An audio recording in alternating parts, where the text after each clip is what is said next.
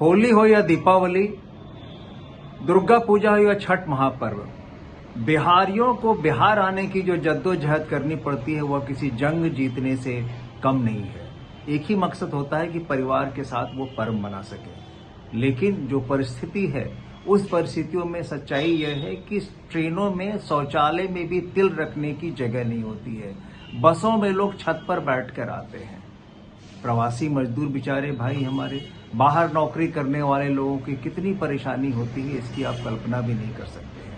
हवाई जहाज के टिकटों की कीमतें तो इस तरह से बढ़ जाती हैं जैसे सुरसा का मुंह हो, कम होने का नाम ही नहीं लेती, खास करके पर्व के समय। ऐसे में कोई एक प्लानिंग होनी चाहिए ना। सच्चाई ये है कि जिस तरह से बिहार में रोजगार की कोई नीति नहीं है, रोजगार की बहुत कमी है बिहार में जिस ढंग से, ऐसी परिस्थिति में बिहार भागलपुर की अगर हम बात लें जो हमारा गृह जिला है, वहां पर सिल्क उद्योग लगभग चौपट हो चुका है।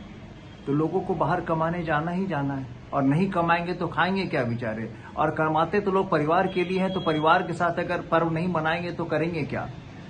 तो सबसे पहले जरूरी यह है कि सरकार को बिहार में एक ठोस रोजगार नीति अपनाना चाहिए, जिससे कि ज्यादा से ज्यादा लोगों को हम यही रोजगार दे सकें, जिससे कि वो आगे काम यहाँ कर सकें और इस तरह की जद्दोजहद नहीं उठानी चाहिए। दूसरी बात यह है कि जब हमें पता है कि लाखों की भीड़ पर्व के दौरान आएगी और जाएगी, इसकी व्यवस्था क्यों नहीं होती है पहले से, उसका समाधान पहले से क्यों नहीं होता है, यह भी जरूरी है। हमें सब लोगों से अपील है कि इस बार के चुनाव में 2024 में आप ऐसे लोगों को वोट दें जो एक सकारात्मक कदम उठा सके, बिहार को, युवाओं को एक नई दिशा दे सके, उनको रोजगार दे सके।